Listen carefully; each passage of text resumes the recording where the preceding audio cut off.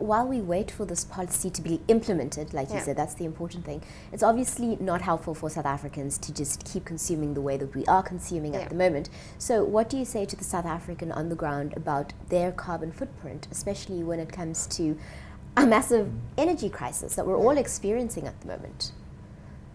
So maybe Happy will want to take this one, because we just had a little bit of a discussion in the car. So yeah, well, it was a bit of an argument, but no discussion. I think Project 90 has been saying that the real change happens at home. Real change happens with our behavior.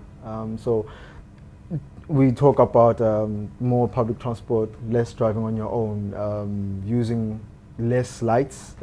So if you're not in a room, switch off your lights, those kind of things. Instead of buying something that can be done in China, you can buy something that can be done in Durban or in Cape Town.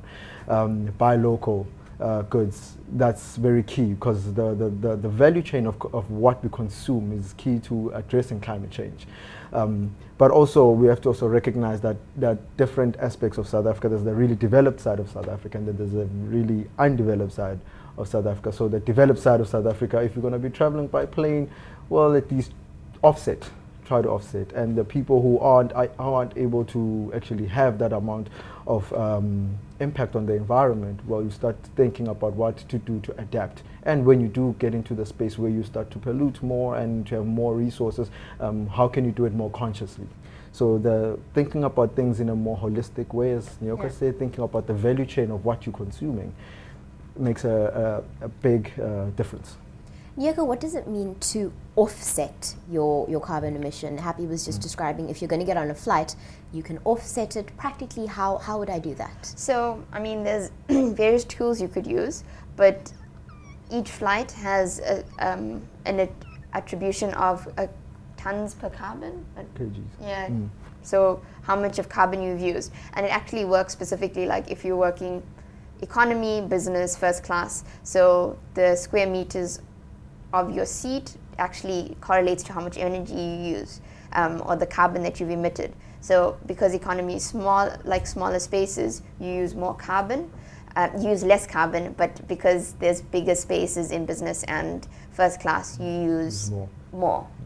And once you have that number, I'm not sure what it would be, and then you can attribute it to, for example, how many trees you could plant, or what other means you could go about, whether it's not using your car for so many weeks, or public transport, recycling, trying to buy local, trying not to use plastic or polystyrene, and all those. I think they all do add up. So if somebody needs some help with this, we want to contact your organization, we either want to get involved or we want some more information, how can we do that? Happy? Of course, there's Twitter, there's Facebook. Our Twitter handle is Project 90 by 2030. On Facebook, we are Project 90 by 2030, but on the website is www.90x2030.org.za. And of course, you can visit us. And of course, there are other organizations out there which are involved, who are doing similar things and other things which we are not talking to.